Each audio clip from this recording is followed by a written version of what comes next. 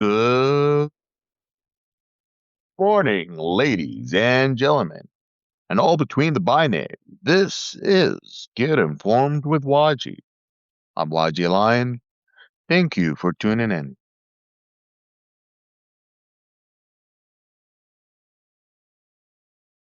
I don't know why, but when I drink coffee, sometimes my throat gets itchy. I don't know why. I hope that you enjoyed Malcolm Nance live stream. Hello, good morning. The interesting thing about the whole dynamic that we're in is that we're seeing a very Middle Eastern technique happen. When I was a kid in Saudi Arabia and I was attending, private school, which is even, you know, I come from a very privileged family. So I was attending, a very nice private school.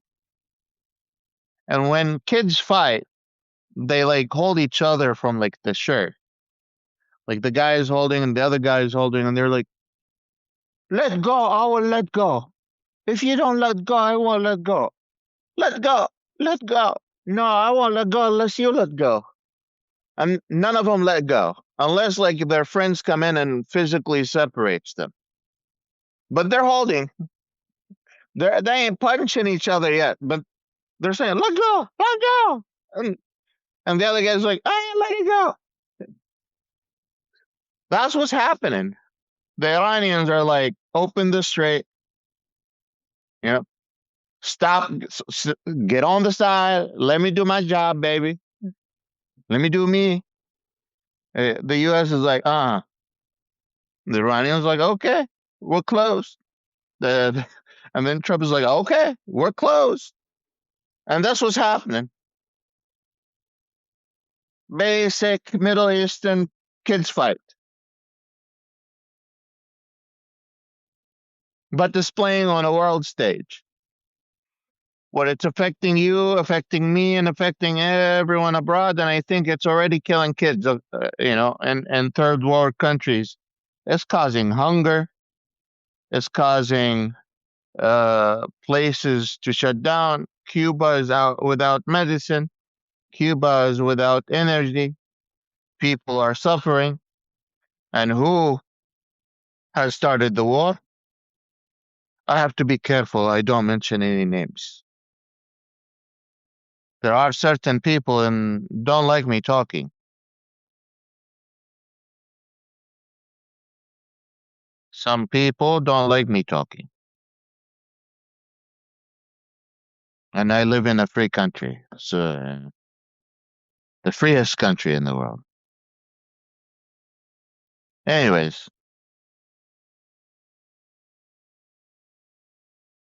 the real situation is that people are sick and tired of this conflict. I see that we have reached 140 people in the space. Thank you for tuning in. I want to answer questions most of the day today. I don't have a lot of updates for you as much as I want to answer your questions about the Middle East. You know the drill, or if you are here and you don't know how to get to the group chat without shutting down the live stream, I am happy to take a minute and guide you through that process. Just let me know in the chat. Just say yes. I need you to show me, or just write yes, and I'll go ahead and show you guys how to do that. But if you guys don't need that, we can just move into the questionnaire. Oh, yes, perfect. That's all I wanted. That's all I needed. Let's see.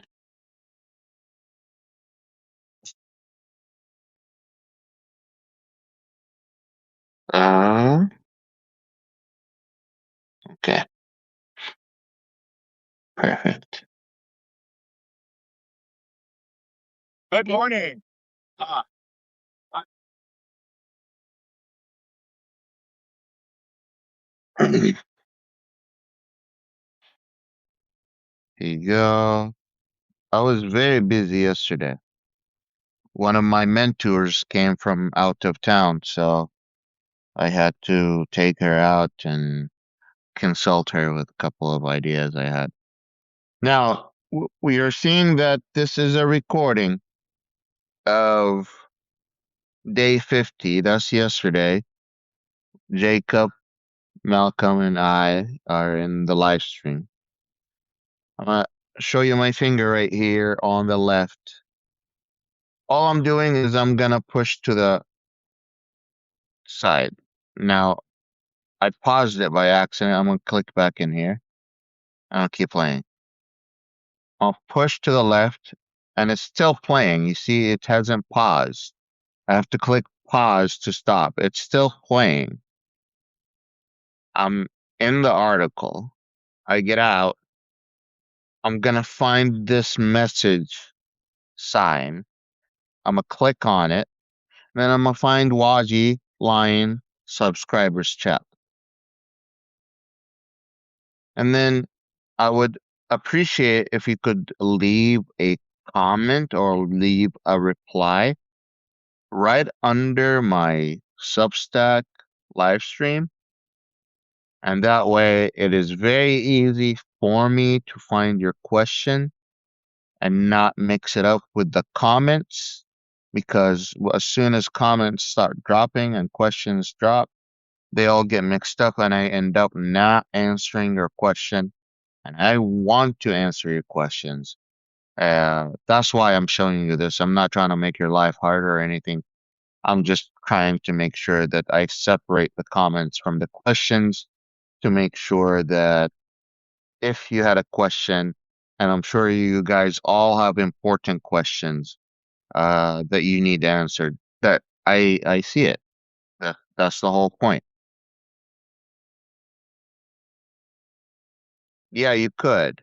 Did you want me to show you how to do that again, Andrea?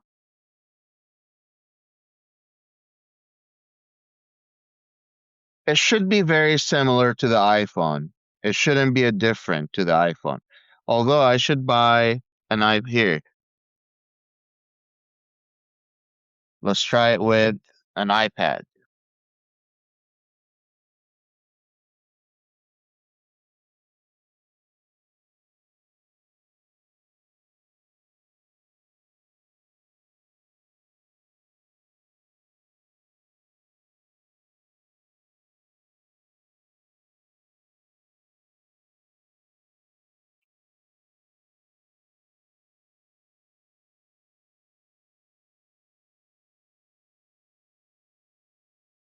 It's playing.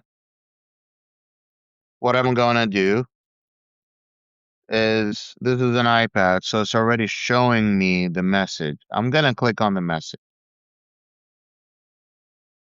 and then I'm going to go directly to group. It paused it. Okay. Let me see. Yeah, it did get paused. I need to figure out how to do it on an iPad.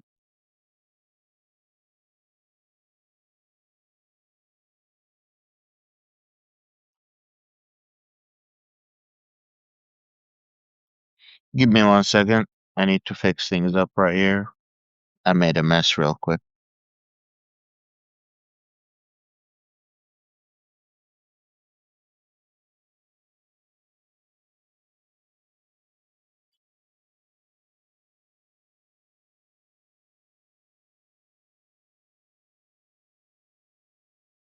Eh,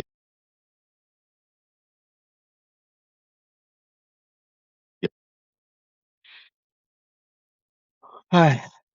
Awesome. Sorry for this delay. Um, MBS, the thing about MBS is he has been in power for a minute. His father even though has Alzheimer's. The father has more control than the son because he's the king. So the father's advisors a lot of times limit the crown prince abilities from uh, from what you call it, from doing what he wants to do. For example, the crown prince before this war wanted to join the Abrahamic Accord that the UAE has joined with Israel. But from my intel, from my private information, from the Crown's office or from the Crown's office, yeah, uh, the information I received is that his father's advisors took away that power away from him and told him to step aside. He wasn't taken out of power, but he was limited in his power. And then um, later on, he was talking to another news agency, and they were, talking to him about the peace process, the recognizing Israel and becoming a security and economic ally of the Israeli government. And his answer to that was like, "I'm too scared. I don't want to be assassinated." That's the crown prince. The crown prince of Saudi Arabia hires private militias to defend him from his own military. They hire Blackwater and they hire other, former Navy SEALs, and they hire former Delta, soldiers to be his private security details a lot of times. When he meets between his own family member, I'm getting people who work in the palace. Tell me, you see the type of the dress he's wearing? You see to the type of vest he's wearing? This is a tailored bulletproof vest. He's meeting with his own family members. Don't forget, King Faisal was assassinated by a family member. He was assassinated by a prince. I don't know if you know that, but that's what happened. If you're liking what we are talking about and enjoying what we are discussing, please like, subscribe, and share. Invite your friends over. There's a heart at the bottom of the screen. Click on that if you don't mind. And ask your questions in my group chat, please. I was interested in the status of Sufi, Druze, Christians, and Kurds in Iran. So these are all minorities. They are they have some oppression, but not as much as the Baha'is. Baha'i is a different sect that's almost absolutely different than Islam. It's not Islam.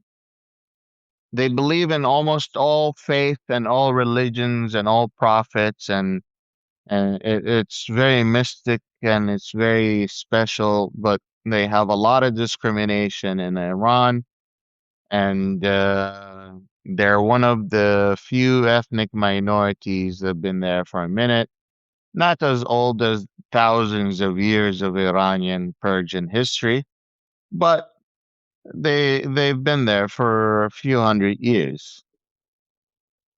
Um, they I think it was 2 days ago, 3 days ago, there was a synagogue in Iran with several dozen Jews attended the synagogue honoring the soul of the previous supreme leader. Khamenei. I don't know if you know this. I thought I posted about it, but if I didn't, I apologize. The so the Christians, Jews, and Sunni Sufis and others.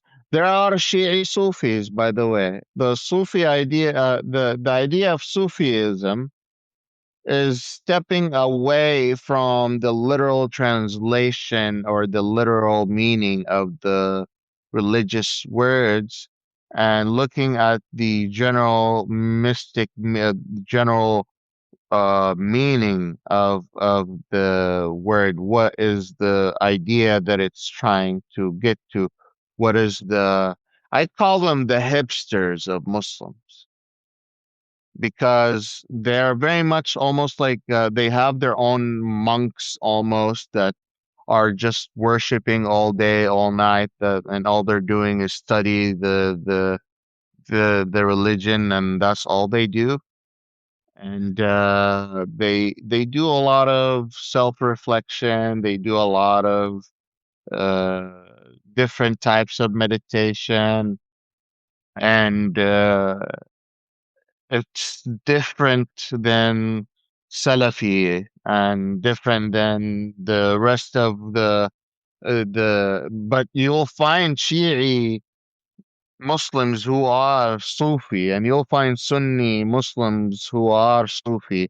The term Sufi just means that this person is almost to a monk status and has like general soul purpose rather than the literal translation of the faith. I hope that answers your question. Also, there's a Druze community, but they're a minority. It won't let me ask during a live stream. Okay. Could you ask your question, Amy, in that same spot that you commented?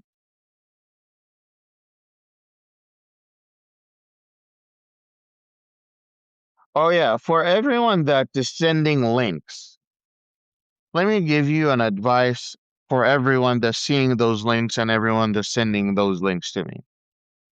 As a political dissident, as someone that I have a constant government that's trying to hack me and have run for my life, and they pay a lot of software to know what I'm doing, where I'm going, or what I'm saying. I personally do not click on any link for my personal cybersecurity and my personal safety and your personal private information for everyone who's reaching out and talking to me in private. So anyone who's posting a link, I don't click on it. I'm sorry. I'm just gonna be honest with you. That's that's the reality. And I don't advise anyone else to click on them if you don't know the person.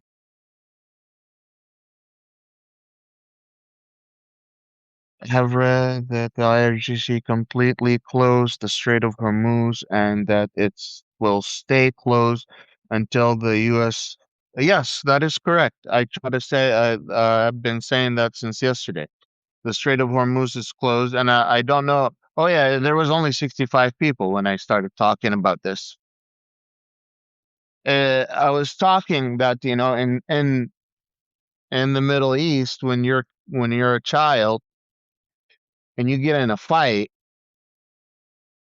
the two kids end up holding each other from the shirt, and they're like, "Let go, let go," and the other goes like, "I won't let go until you let go."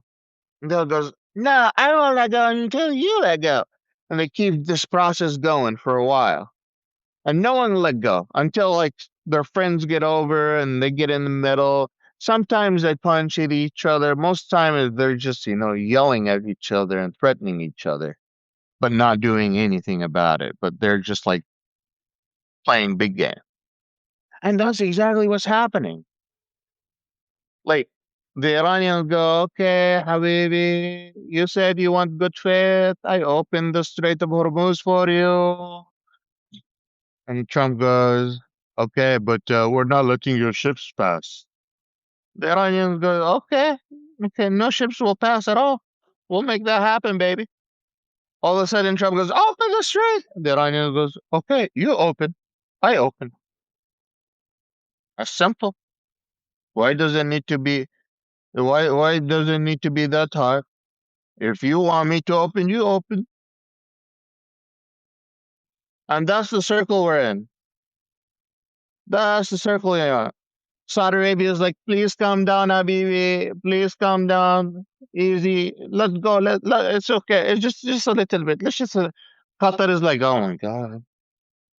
Meanwhile, UAE is like, hit him, hit him, get him, give him back.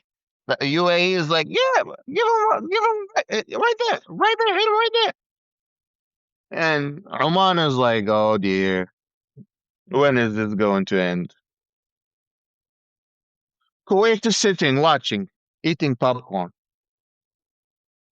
on the sideline.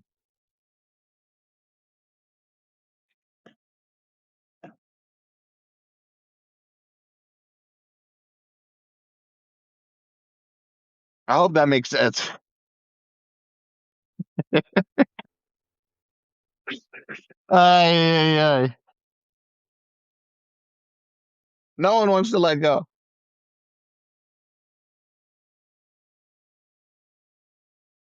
I'm wondering about the Iranian protesters in January. Will they be okay? The Iranian protesters, they came a lot. Whoever they recognize, they have already caught and thrown in prison. And whoever they didn't recognize, they have shot and live ammunition at them. And they have killed between 20 to 40,000 civilians during these protests. Um, but the United States is also killing Iranians. They have killed maybe 6,000 or 7,000 people so far. You have a few thousand is from the 3,000, maybe 4,000 from the military, but everyone else is civilian.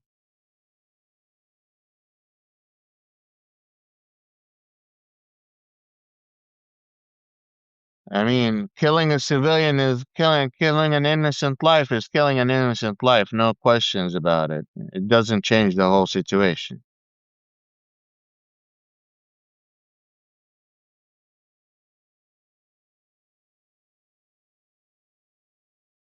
That's as the question. The second question goes: can the private detail guards for MBS be trusted?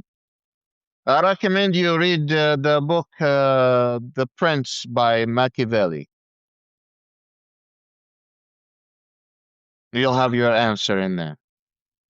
It's not a long book, not a long book at all. Very short, but you'll understand the Middle East upside down, and you understand even the Trump administration. The principles of American or world politics. The Prince by Machiavelli. He starts the book by advising. The book that he wrote was an advice to a king of how to be the most powerful king. So by meaning, not literal, not the literal wording, he's saying to the person reading the book, be ready to go to hell if you want to be the most powerful person in this world.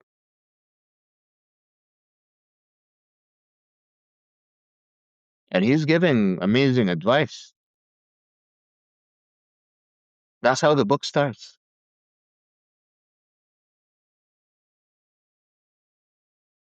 I strongly recommend that book.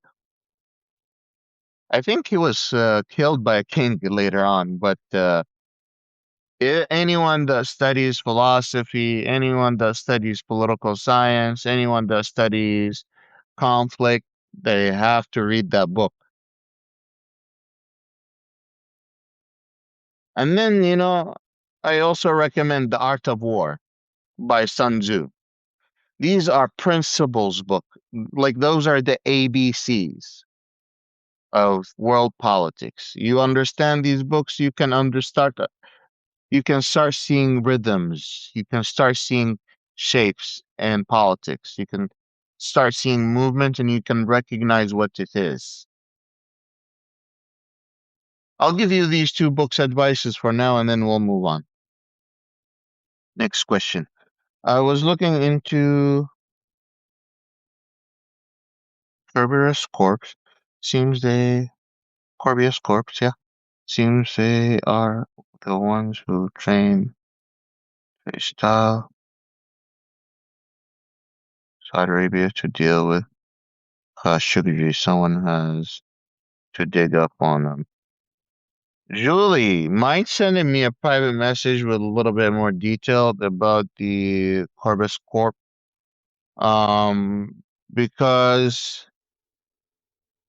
I'm willing to do the investigative report. The interesting thing about the Saudi effort for an espionage to kill Jamal Khashoggi happened. By the way, Khashoggi is my distant family knows his family. It's kind of very interesting.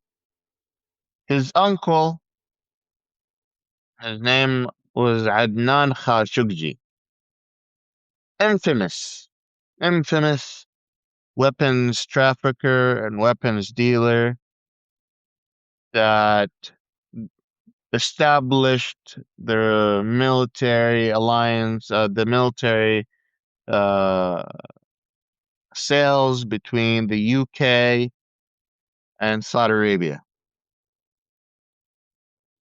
Jamal Khashoggi became a journalist, and he was one of the few people who went and covered Al Qaeda during their war on Afghanistan, on in Afghanistan against the USSR, I believe, yes, or something like that. Let me triple check. Jamal Khashoggi covering the war in Afghanistan.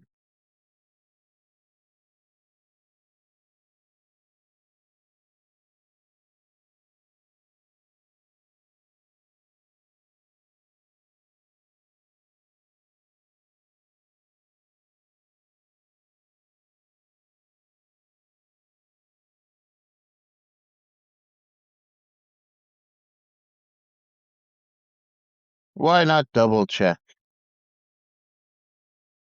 1958. No, 1980s, 1990s. Yes, in 1980s and the 1990s, Jamal Khashoggi was acquainted with Osama bin Laden in Afghanistan during the 1980s, 1990s, where he interviewed bin Laden multiple times while reporting on the jihad against the Soviets. I was right.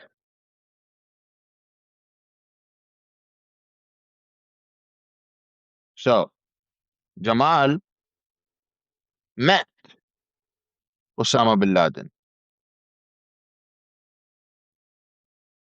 And then he was interviewing Al Qaeda, became an expert, and then he was recruited back by the Saudi government.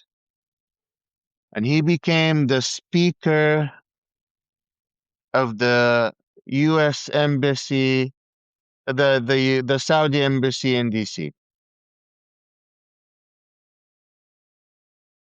for his hard work. He has a lot of intelligence. He comes from a reliable family, trustworthy family for the Saudi government. He became an insider. He met all the Saudi princes. He worked for the Saudi government in DC. He became part of the Saudi intelligence in an unofficial way. Worked with the CIA. Oh, here, let me unplug this. He worked for the CIA. He helped with anti-terrorism. And once he was done, he went back to Saudi Arabia and became a journalist for a minute. And then Prince Al Walid bin Talal recruited him to help him start a news channel. And they worked really, really hard on starting that news channel. And the unfortunate reality is they were met with a new leadership in the kingdom. Mohammed bin Salman came in and he shut the whole news channel down that they've been working on for years. Jamal, with a broken heart and a broken soul and a broken dream of running a whole news channel with journalistic mindset, decided to leave the kingdom and join the Wall Street Journal in DC. Was it Wall Street Journal or Washington Post?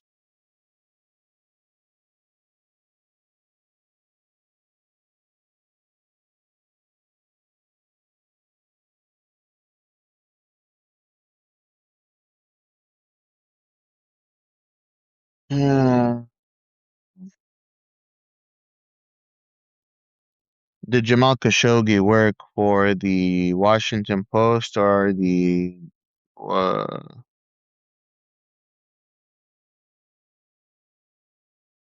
yeah, contributing to yeah, Washington Post. I don't know what's wrong with me. I'm feeling foggy this morning. I apologize, guys. So he went out and he started going to work for the Washington Post, and the Washington Post did not think twice. Why? Because for the first time in history, they had a direct source of information with direct, massive insight into Saudi intelligence at their disposal,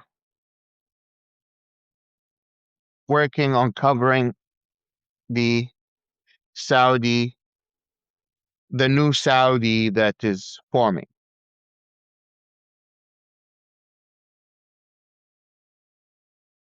That was very important, not just for the Washington Post, but also for the US government. For the first time, people can ask questions and have some real answers from someone that worked shoulder to shoulder with these princes in power. I just want to let you know that Saudi Arabia has more than 50,000 princes, and that was what measured 10 years ago, last I counted. 50,000 princes without counting the princesses 10 years ago. The largest family in the world. So competition for the seats is quite high. Not anyone can become, and the princes are ranked first level, second level, third level, fourth level. It's not this thing that you think, pass by.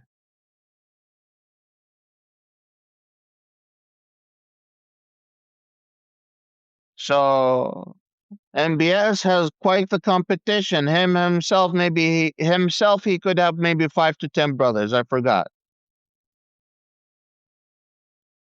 They like to breed like rabbits. I don't know what's wrong with them. So MBS was coming into power. He was putting everyone in place. He started the Ritz Carlton prison. I don't know if you guys remember, but once he got in power back in 2017, 2018, he gathered all the Saudi billionaires, he gathered all the Saudi princes, and he put them in Ritz Carlton. And he rigged the Ritz Carlton from all the luxury standards for most of them and told them, you want to get out? Transfer your money. You are corrupt. So he stole the money from all the corrupt princes and billionaires, and he stole that money and put it in his own pocket.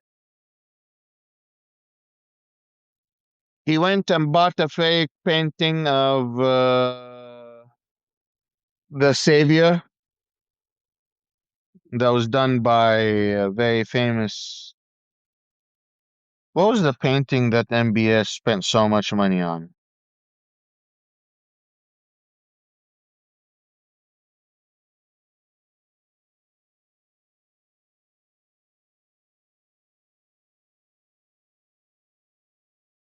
Yeah, he bought the Salvatore Mundi. He bought it for $450 million.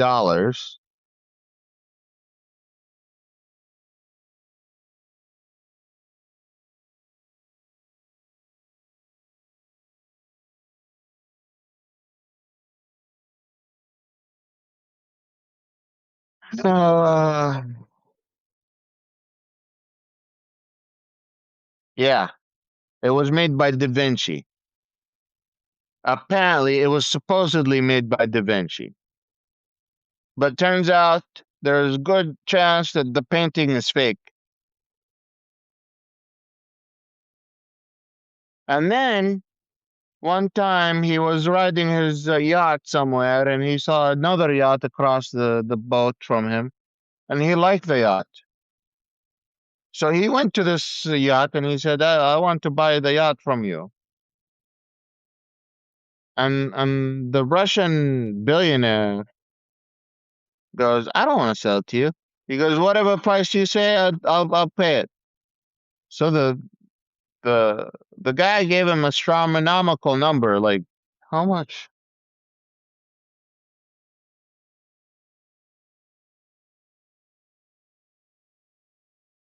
This happened years ago.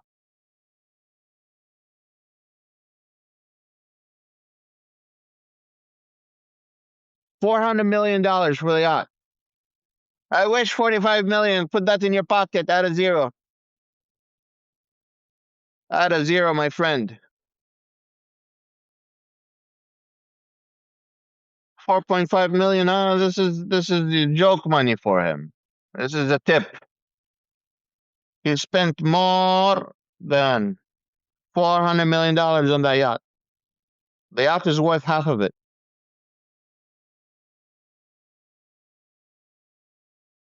And then he found a palace in Paris that he never visited.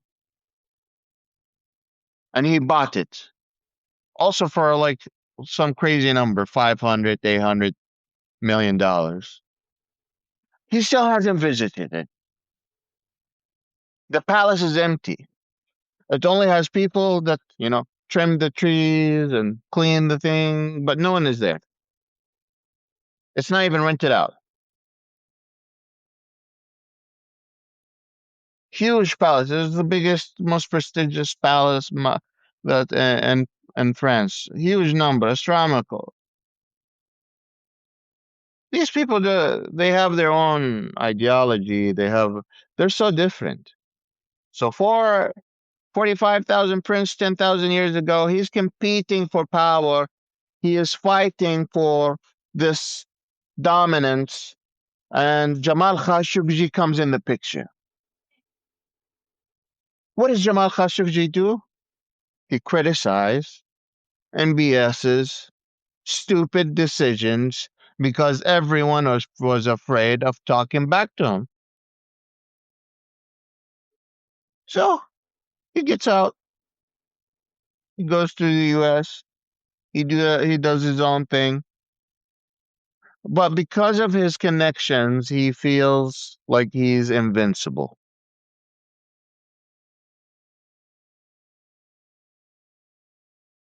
But he also falls in love with a woman. That woman happened to be from Turkey, and they've been seeing each other for a minute. And after a while, they decided to get engaged and get married.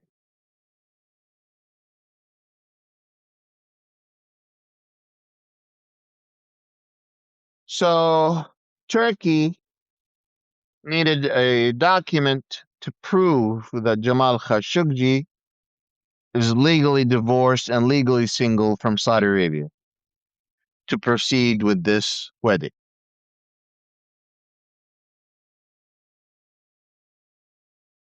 Evidence and intel have showed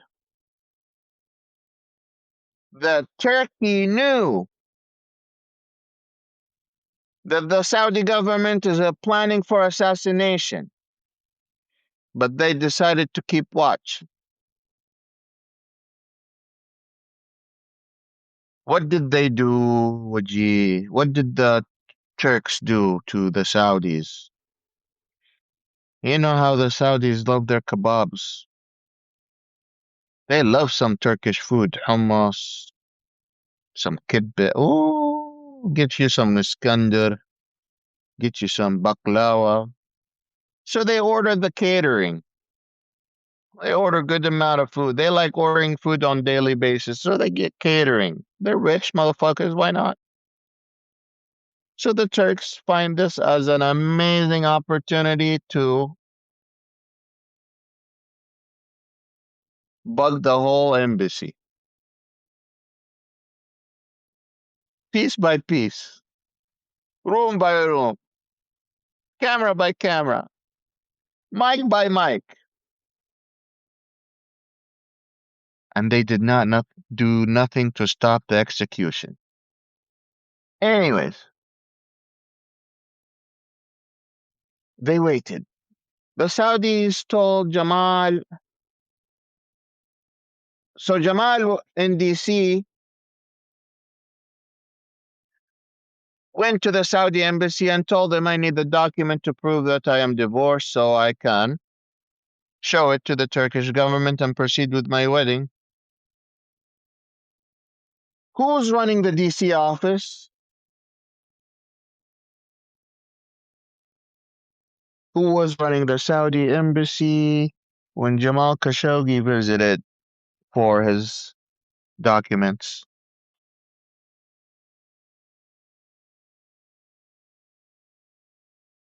Okay. No, no, no, no.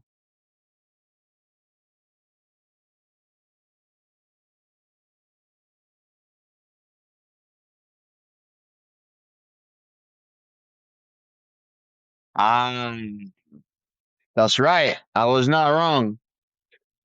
The Saudi embassy in DC at the time was run by the only other brother of, not only other, the brother of the Crown Prince Mohammed bin Salman.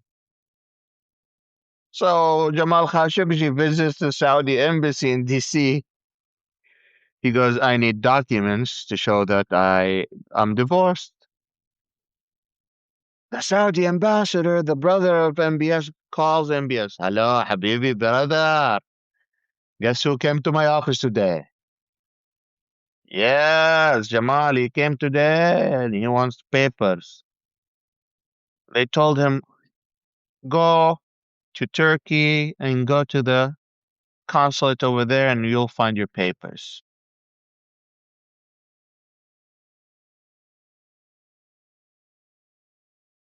Go to Turkey. We have and make an appointment and we'll have your papers ready for you.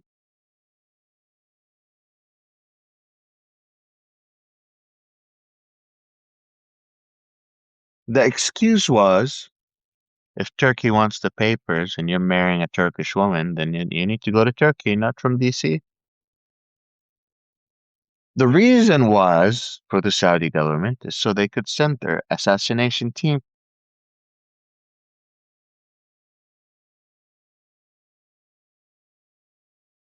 So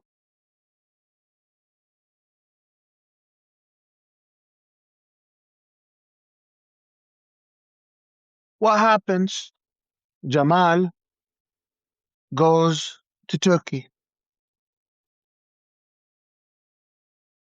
His fiance is waiting outside the consulate, waiting, holding her phone. The prime minister of Turkey or the president of Turkey at the time, I don't remember, already knew and was in communication with the fiance of Jamal Khashoggi and already knew that Jamal Khashoggi was visiting the Saudi embassy. The Turks were watching live what was about to happen. And MBS was heard and seen on a laptop, also present.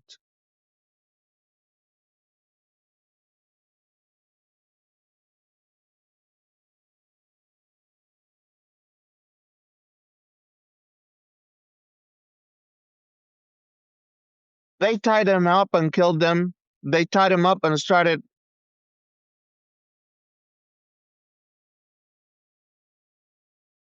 They have done inhumane things that you wouldn't do unless you were a gangster.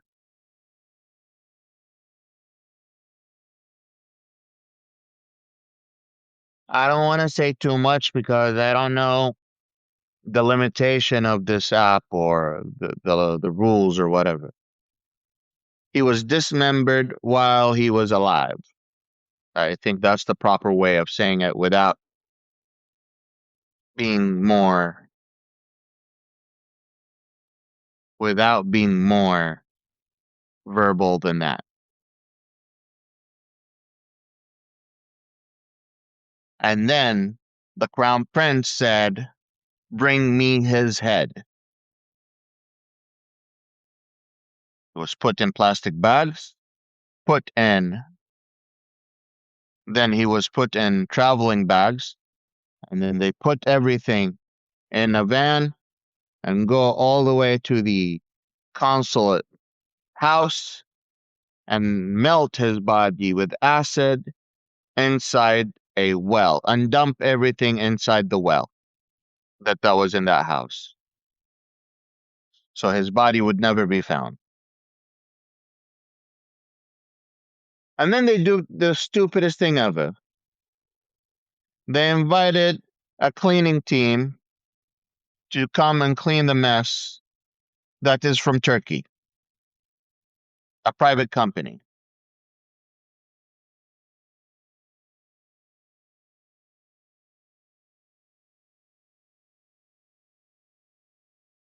MBS had people ready. Someone that almost looked like Jamal Khashoggi, almost like him, was sent there to wear Jamal's clothes and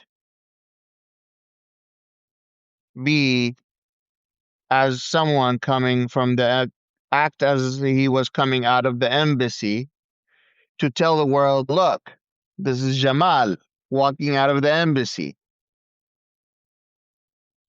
His feet were too big to wear Jamal's shoes.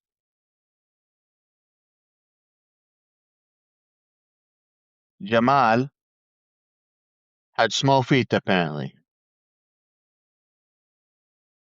So that was the biggest tell for every news channel. Holy shit, that's not the same shoes Jamal was walking into the Saudi embassy.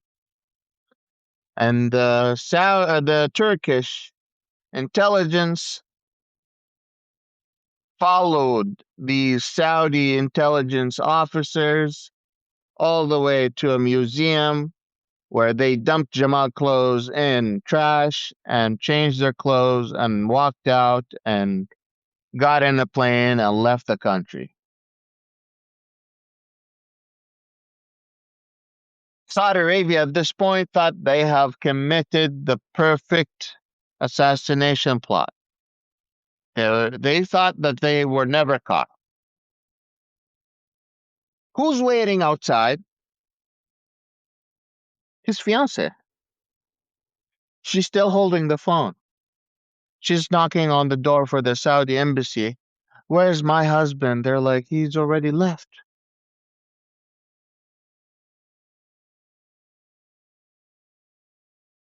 She said, I haven't seen him. He hasn't called me. Who was in office at the time? Trump.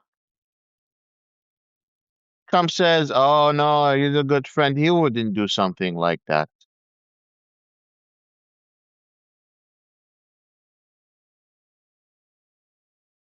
Trump refused to do anything about it. Jamal, I think, was a green card holder or a U.S. citizen. I don't forget. He was a dual citizen or a green card holder, something like that. So the U.S. had an obligation to look after this person.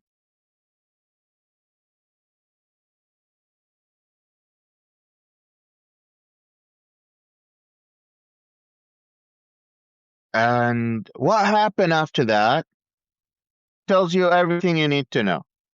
Trump's, every time he's asked about the situation, he goes, I don't know anything about it. MBS, anytime he's being asked about the situation, he goes, I have no idea. Nothing happened.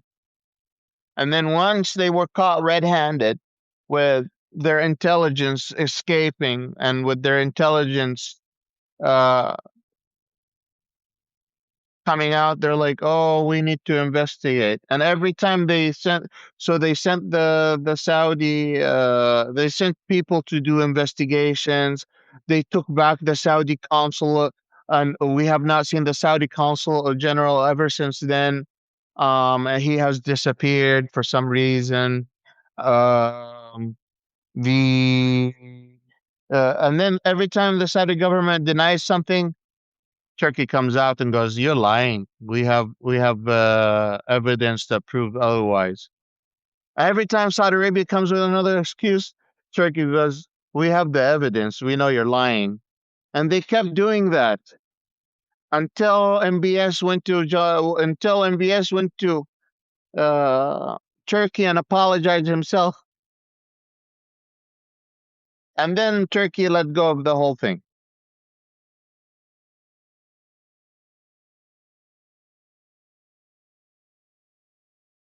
Years passed. This was back in 2018.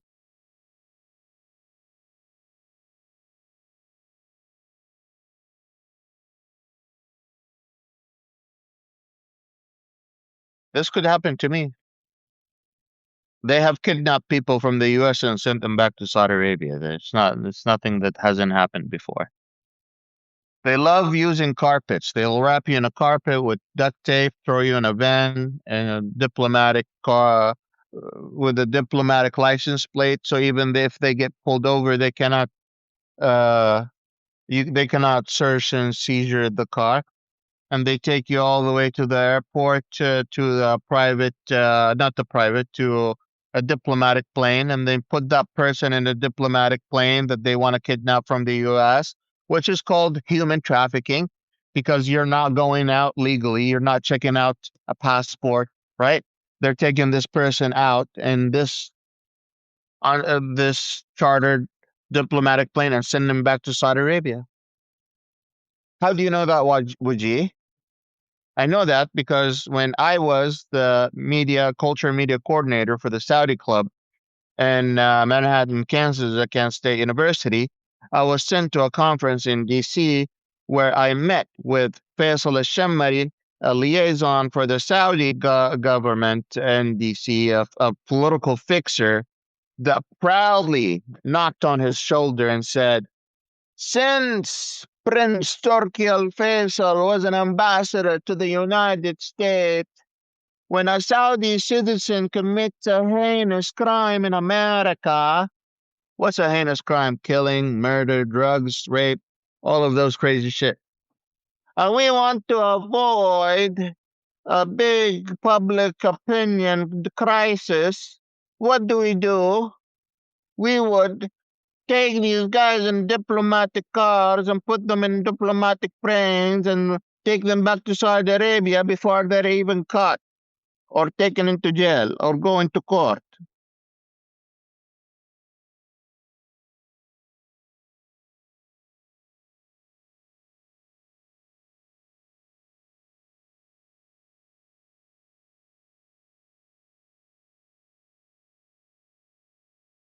This is someone from the Saudi embassy telling me, because I was a trusted source to the Saudi government at the time, that he was very proud of the Saudi capabilities of human trafficking Saudi citizens that have committed heinous crimes in the United States.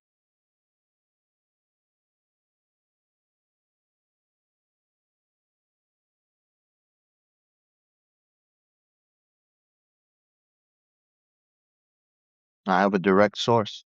Later on, when I was on Twitter Spaces a few years ago, I was in a Twitter space and I recognized one of the speakers. I said, oh, but that's Faisal al-Shammari, the same guy I met with the Saudi embassy. So I entered and I joined the speakers. I was like, Faisal, how are you doing? He's like, I'm good. Do you remember me? He's like, we remember you. We have our eyes on you, and we are watching everything you do. He said that in front of 180 people.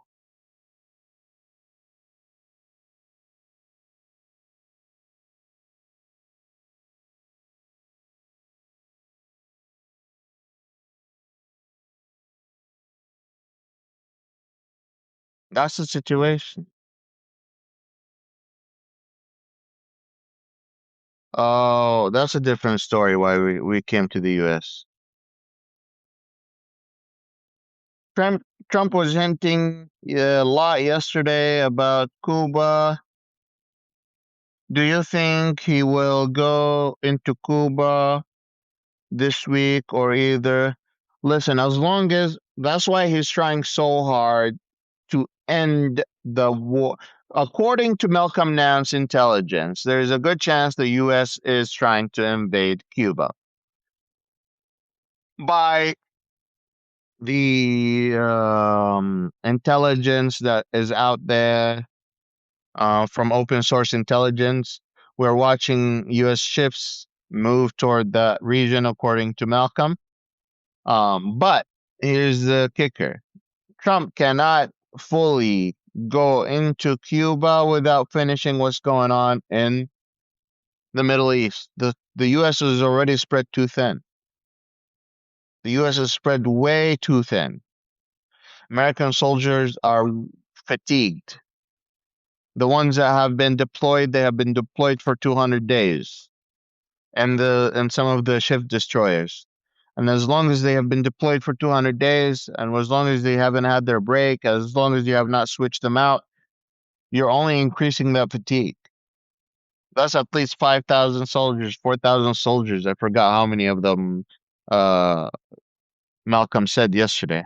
It's in the thousands, 4,000, 5,000 soldiers in the ship like that, running the whole operation. So, like, they need to re-up. They need to. I don't understand. Malcolm feels like the U.S. soldiers are robots or what? They need a break. They need to live. They need to see their families. Some of my viewers message me in private and tell me, by the way, I haven't heard from my brother. I haven't heard from my son. I haven't heard from my daughter in months. And I don't know how they're doing. I don't know if they're okay or not. I don't know. And my answer usually, sometime no news is good news, meaning that we know that the US government reaches out almost all the time if something happens to your loved ones. And if they haven't reached out to you regarding your loved ones, it's probably a good thing. But I pray that none of you get that phone call or none of you get that knock on the door.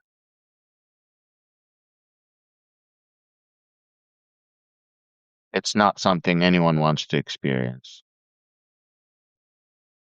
The mothers like scream when she knows her son or daughter passed away. Oh my God. I've heard it once in a hospital. Dear Lord.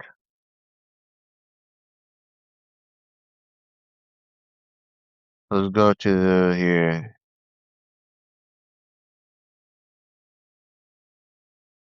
So if there is no one to be trusted, what happens next? Does everyone just slow back? No. Someone is asking, so if there is no one to be trusted, what happens next? Does everyone just slowly back away? But nothing will ever really be the same again, will it? As long as everyone has a maximalist wants and demands, things will not slowly back down. People might back away from the US slowly, but that's different than the war dying down.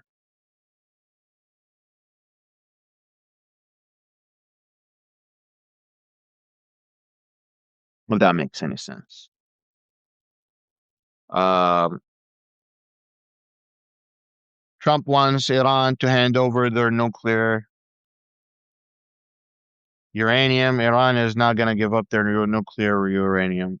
Trump wants the Iranians to give up on their uh, ambition for their weapons and wants to them to give up on their proxies, and they're not going to give up on their proxies.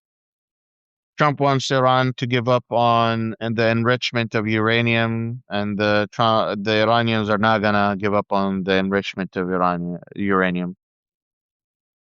Trump wants Iranians to have a break of enriching uranium for about 10 years.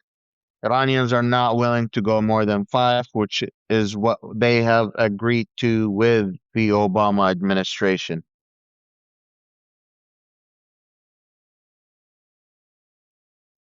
My surgery is not tomorrow, no, but I'm keeping things now a little bit. I'm trying to keep things capped a little bit more securely. I'm not trying to give a lot of information for my personal security, and until I get somewhere a little safer, we'll keep you posted. But I'm not giving out a lot of details for security purposes at the moment. But I do have a surgery coming up.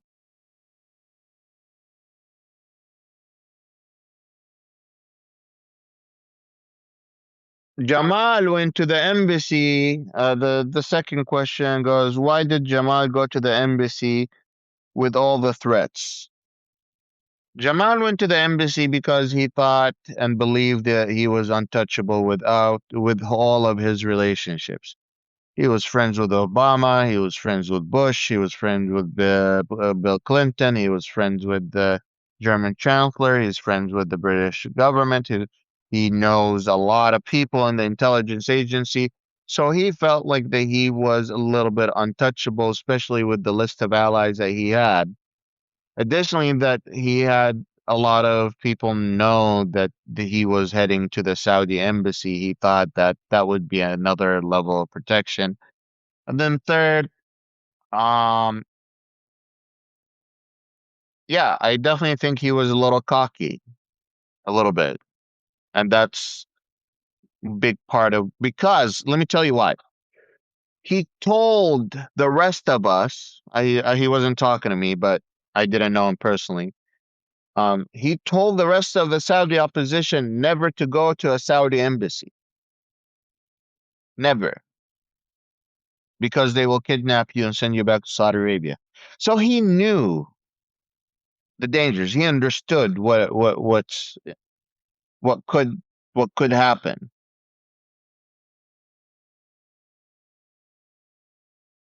and that's kind of like a very shocking thing, you know. If you didn't know that he was telling the rest of the Saudi people not to go to the, especially like if you are criticizing the Saudi government, don't go to the Saudi embassy.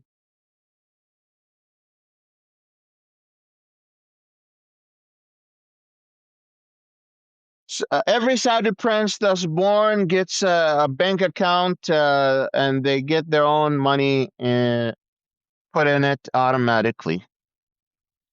Someone is asking, how do Saudi princes get paid?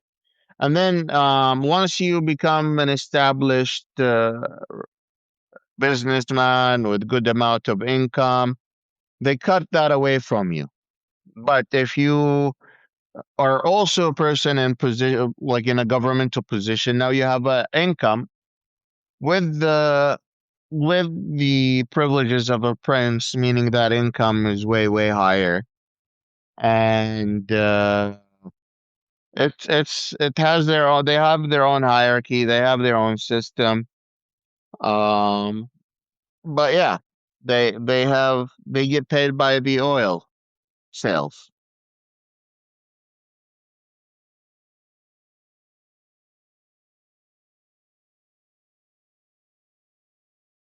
Jared, yes, Jared Kushner was a big hand with Jared Kushner and MBS are very close friends. In fact, Jared Kushner played a big part in helping MBS conduct the Ritz Carlton operation, and he was also a big part of trying to fix the public image after the assassination of Jamal Khashoggi.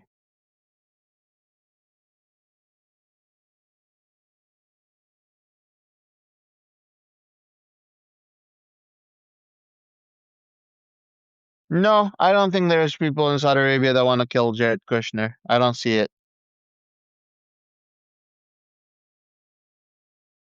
Let's see if there's any other questions here. I don't see any other questions. I'll give you a minute, guys, to write your questions down, give you time to think about everything I said. Will the GCC, here you go, here's a question. Will the GCC go with China if the US isn't protecting them very well? I wrote in my article yesterday that the GCC has shifted from a single ally protection to multi-ally protection. So they're no longer just depending on the United States for protection. They are looking for anyone and everyone else that could be part of their defense alliance. So they are going to China, they are going to Ukraine, they are going to Europe, they are building more defense contracts with these European nations, and it is making a big difference in their work.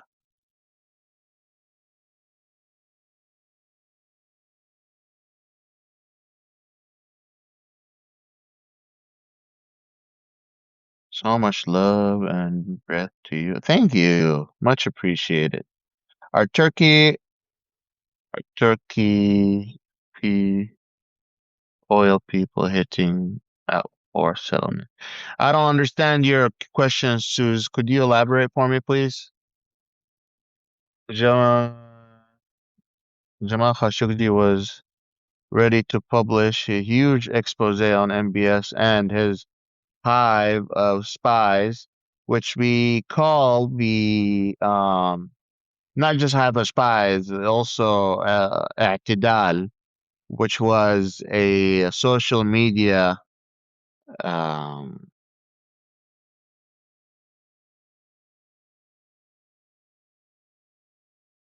what would you call it?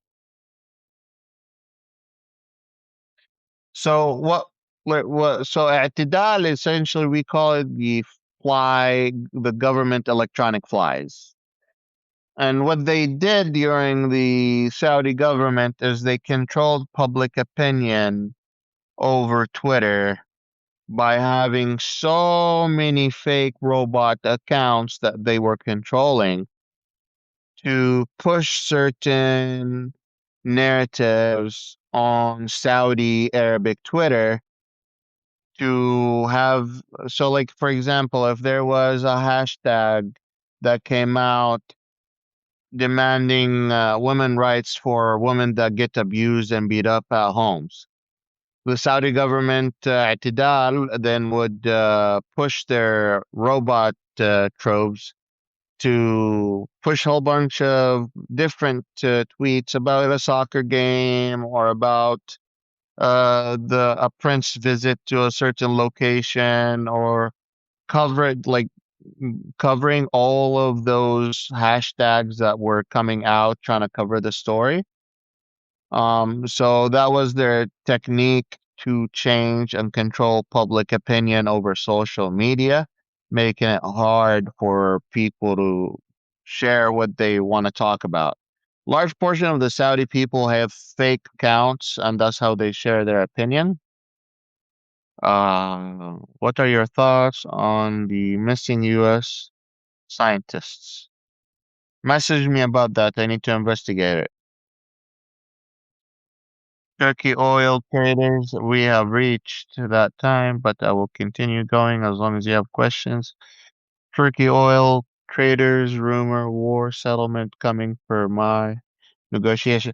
So recently, Turkey has been directly involved in peace negotiations. A lot of people are trying to be optimistic about the peace talks that are happening. Turkey is one of the few NATO nations that are able and capable of having direct talks with the Iranian government without problems and have good relationships with the Iranian government. The reality on the ground is that oil traders will benefit with the price of oil dropping a little bit and the free flow with the free flow of oil, and that's why the price of oil would drop. But as long as there is these barricades happening, none of them will be making money. So everyone is trying to be hopeful. Much love, thank you. Will China eventually get involved in the Middle East conflict? China is already involved indirectly. They provide some resources to the Iranian government. They deny it, but our intelligence says otherwise.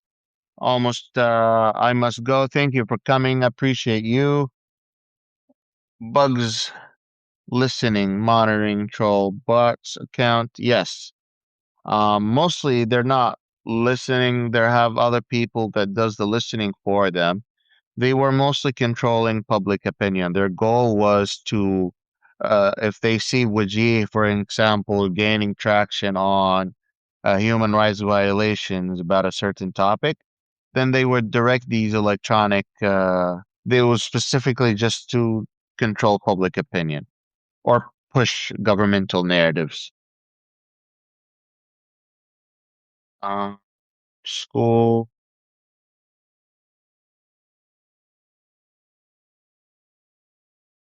Let's see. Question.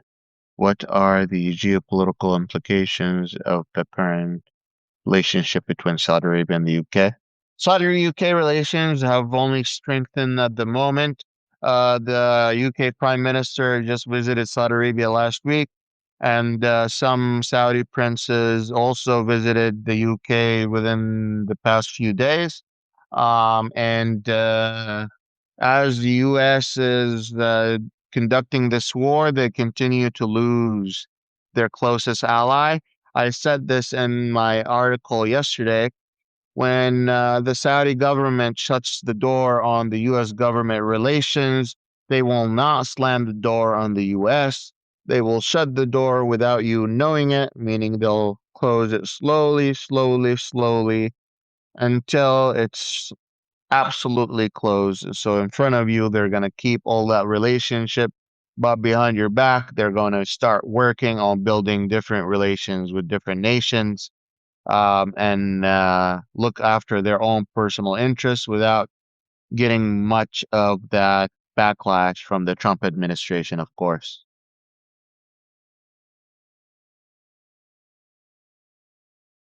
Yeah, we reached 500 people. Thank you so much. If you like my content, please take a minute to become a free subscriber or become a paid member. That would be even better. If you want to be a paid member and you cannot afford it, message me with your email directly connected to your account in this Substack. A lot of people send me the wrong email and I add it to the system and it just doesn't work because they're sending me the wrong email that's not connected to their account on Substack. Give me the account, the email that you use to log in to your Substack. That is the email I need you to send me to my DM or my personal message, and I will personally give you a subscription on the house. No problem, no questions asked. You don't even need to tell me your current situation or anything. Just tell me that you want the free paid subscription, and I will give it to you on the house. Otherwise, um, consider subscribing to my YouTube channel as well. I post things there all the time. It does make a difference. And if you have any questions or have any important topics that you think I should be discussing, send that my way. Tell me you have a important topic in the headlines, and I will take a look at it. Please do not send me links. I will not open the message or click on it if it has links. It is a cybersecurity thing that I do, and I make sure not to risk my cybersecurity so I don't risk the privacy of everyone that reach out and talks to me from all of you guys. I make sure that also my content, if you want to become a paid subscriber, is very affordable. It's a cup of coffee, less than a cup of coffee a month, $5 a month, or uh, the same cost of going out for dinner, $35 a year, which is way cheaper than the $5 a month. The reason for that is I don't want you to keep paying so much money, or I don't want you to have to break your pockets to help me out. The idea is few people helping. A lot of people helping a little is way better than few people helping a lot. There's insight in that. There's knowledge. I don't want to put everyone in a lot of stress. It's a bad time in the economy, so even if you're not able, don't worry about it. Don't worry about it. Um, Thank you so much. Like, subscribe, and share. And as I like to say, مع السلامة, bye bye. وبالإنجليزي goodbye. I'll see you tomorrow.